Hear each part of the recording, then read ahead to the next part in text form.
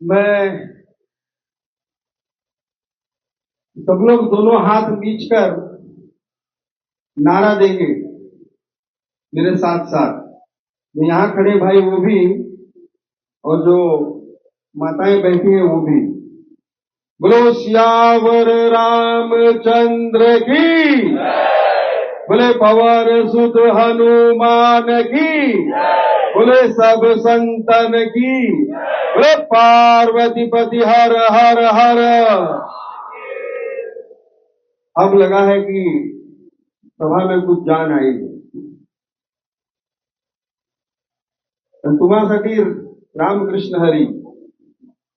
सर्वप्रथम मैं नमन करता हूं अपने भगवे ध्वज को, जिस ध्वज ने हमें संस्कार दिए, हमारा मार्ग प्रशस्त किया समाज कारण और राजकारण करने की। नमन करता हूं हिंदवी स्वराज्य के सरसंस्थापक छत्रपति शिवाजी महाराज को। नमन करता हूं छत्रपति संभाजी महाराज को। नमन करता हूं संविधान के रचयिता डॉक्टर बाबा साहेब अम्बेडकर जी को। नमन करता हूं सम्मान्य व्यासपीठ को। व्यासपीठ पर आसीन मेरे भारतीय जनता पार्टी कार्यकर्ता नेतागण और यहां पर उपस्थित बड़ी संख्या में मेरे कार्यकर्ता बहनों और भाइयों।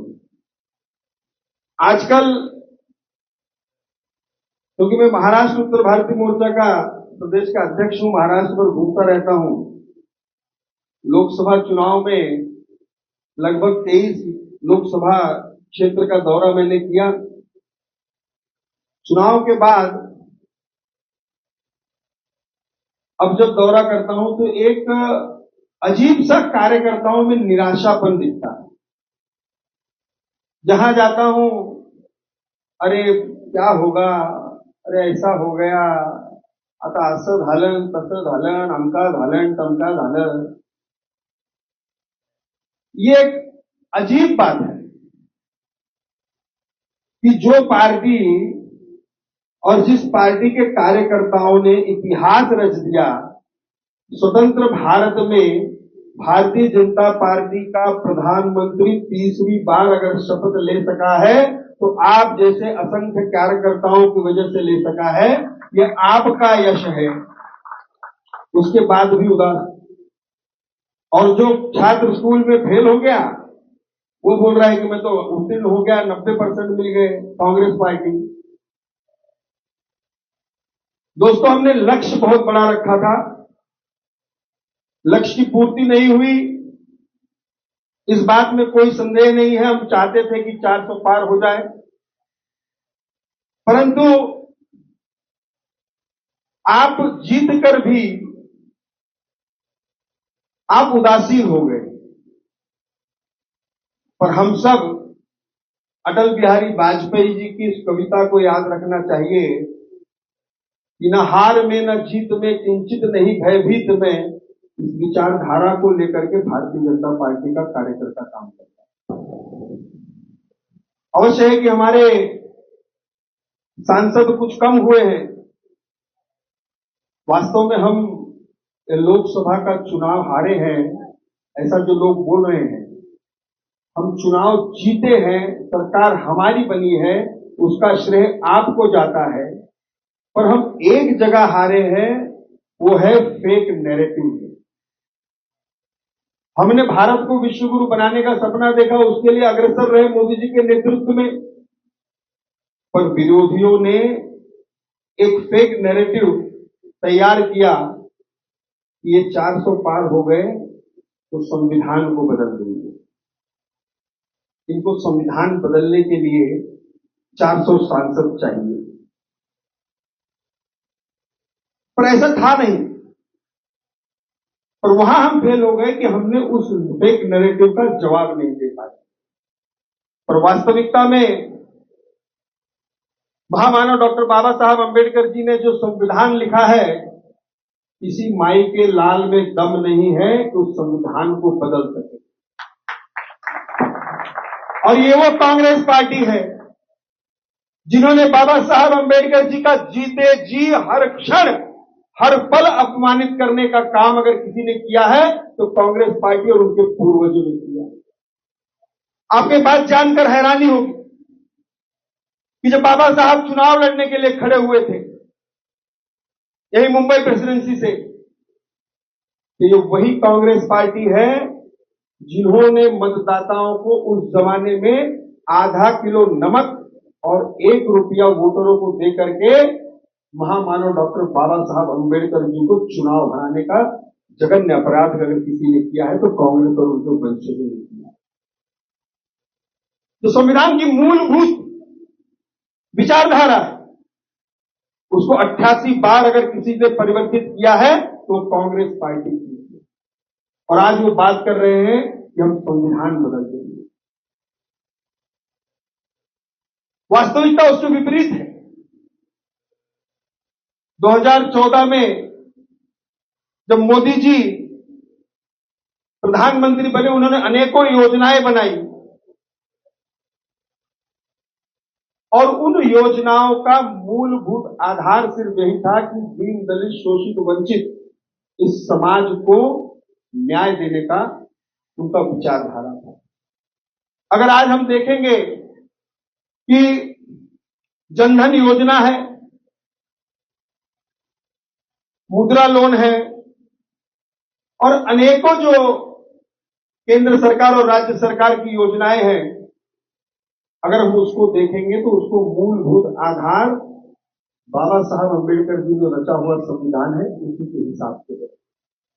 अगर आज उन लाभार्थियों की यादी आप निकालेंगे तो उसके अंदर अधिक से अधिक मात्रा में आपको दलित वंचित और पिछड़ा वर्ग का समाज दिखेगा जो आज उस लाभार्थी की यादी में है।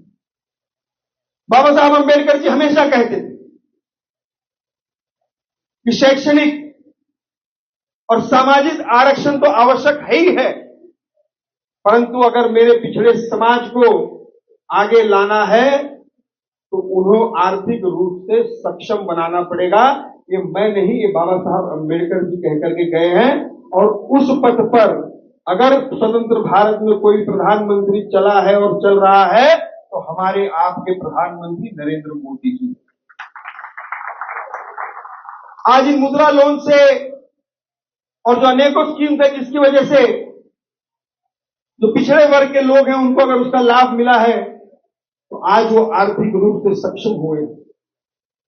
मैं उत्तर प्रदेश के चुनाव में था, हम बचपन में जाते थे तो गांव की स्थिति कुछ अलग होती थी और आज जब हम गांव में जाते हैं तो दीन दलित शोषित पीड़ित जो कभी छपरे में रहा करता था आज वो प्रधानमंत्री आवास योजना की वजह से पक्के घर में रह रहा है और सिर्फ मोदी जी की संकल्पना से। ये सपना कभी बाबा साहब अंबेडकर जी ने भी देखा। आज हम अगर बात करें महिलाओं की, महिलाओं के सशक्तिकरण की, तो सालों साल राजनीति होती रही कि महिलाओं को सशक्तिकरण करना है, महिलाओं को आरक्षण देना है। पर इस देश की नई पार्लियामेंट का जिस दिन उद्घाटन हुआ और उसमें जब पहला बिल कोई पारित हुआ है तो हमारी बहनों का महिला आरक्षण बिल पारित हुआ है, जिसकी वजह से आने वाले समय में हमारी महिलाएं भी समाज में मजबूती के साथ खड़ी रहेंगी। इसके पहले किसी ने नहीं सोचा था, बातें करते थे पर वास्तविकता में इसको कोई करने की हिम्मत नहीं कर रहा था।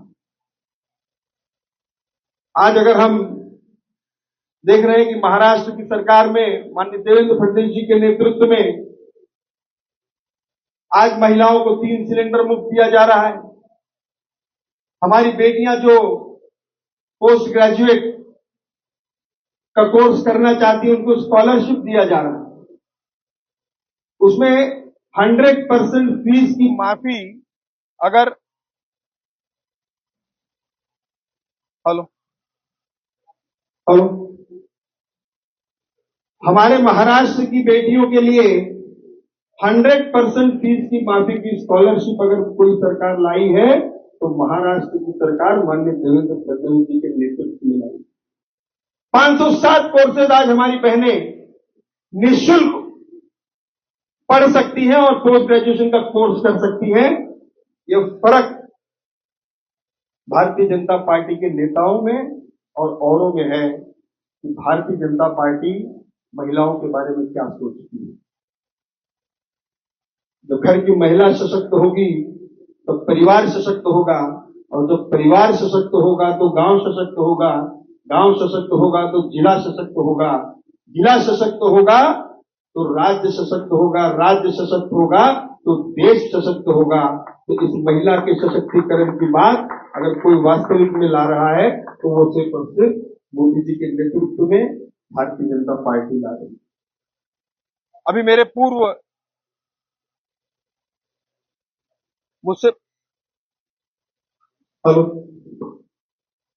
मुझसे पहले यहां पर अभी लाडली बहन योजना की बात हुई।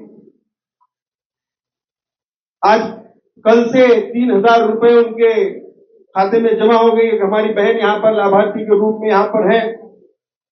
1.5 करोड़ महिलाओं का रजिस्ट्रेशन हुआ है और हर महीने 1,500 रुपए उन मेरी बहनों के अकाउंट में जाएगा। ये बात उतनी ही सत्य है जितना सुबह सूर्य उगता है।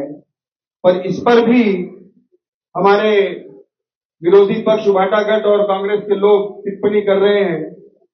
वास्तव में महिला विरोधी धोरण अगर इस देश में किसी ने चलाया है तो कांग्रेस पार्टी और उनके अलायंस दलों ने चलाया। ये चाहते ही नहीं कि कोई सशक्त हो, खास करके हमारी महिलाएं, और उस पर भी टिप्पणी इन्होंने शुरू कर दी। और मैं आपको आश्वस्त करता हूं, आपको वचन देता हूं कि महिला सशक्तिकरण का ये कार्यक्रम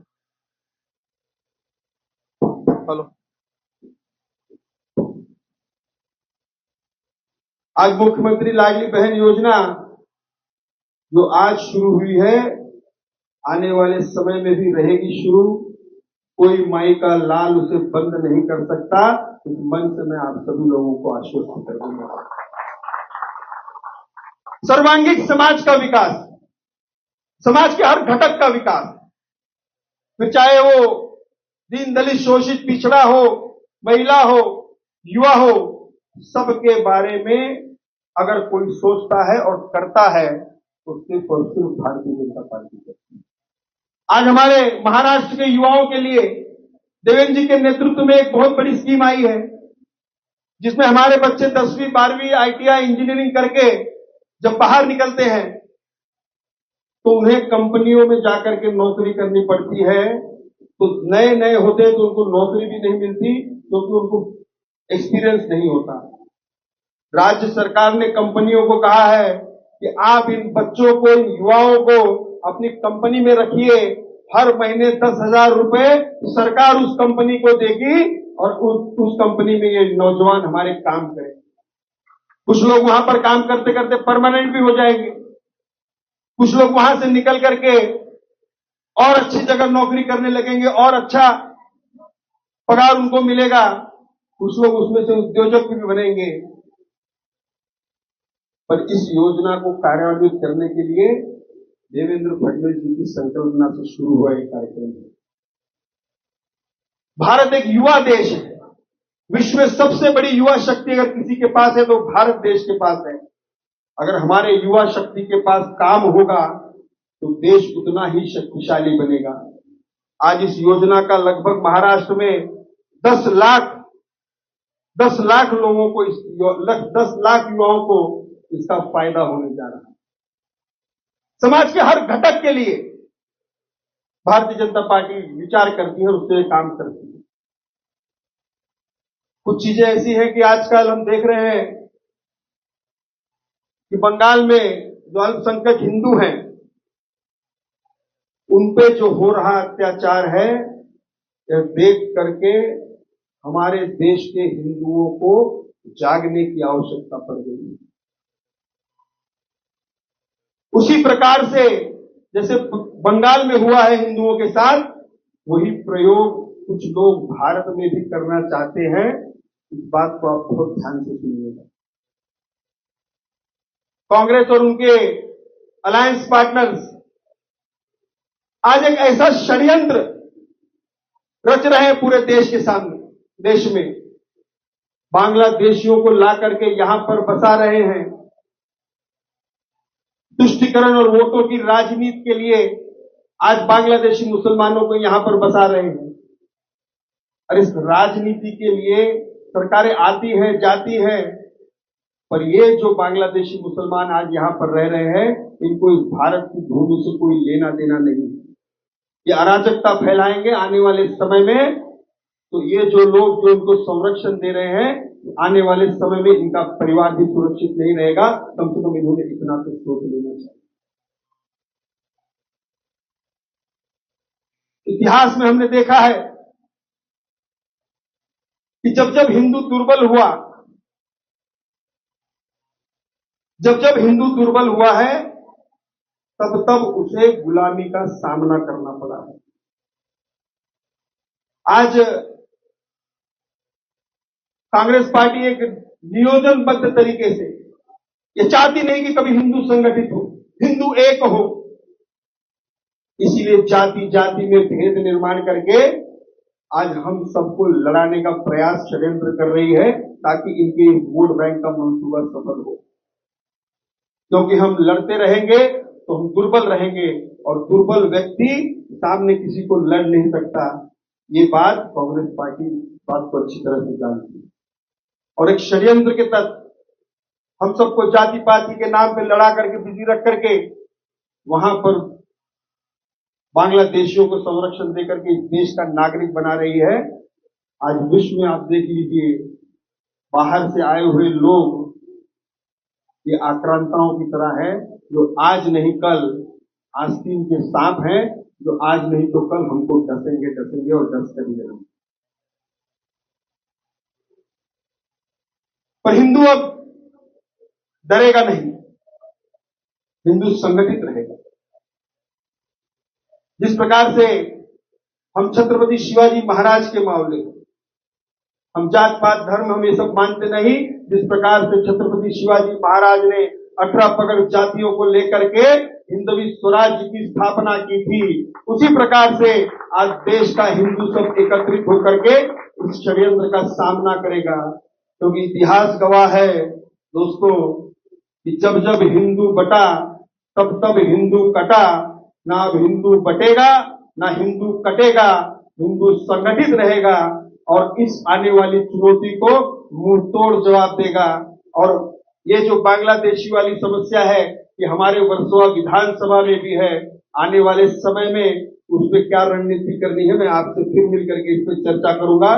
पर अंत में सिर्फ इतना कहता हूं कि हम सब एक रहेंगे, अपनी जात पात ये भूल करके अगर एकता के साथ रहेंगे तो ही इस षड्यंत्र को तोड़ सकेंगे। आशा करता हूं कि आप सब एकत्रित होकर के, संगठित होकर के एक ताकत, जो प्रधानमंत्री नरेंद्र मोदी जी को आपने तीसरी बार प्रधानमंत्री बनाया है, तो आने वाले समय में हम सब एकत्रित रहेंगे तो भारत को विश्व गुरु बनने से कोई ताकत रोक नहीं सकती। और ये संकल्प लेकर के आज हमें यहां से जाना है। अंत में सिर्फ यही कहूंगा कि आप सब आए, मुझे सुना, आप सबसे मिलकर बहुत अच्छा लगा। अब नई योजना के साथ वर्षों में हमें इन विषयों पर क्या करना है, इससे आगे हम चर्चा करेंगे। और मैं अपनी वाणी को विराम देता हूं। जय हिंद, जय महाराष्ट्र।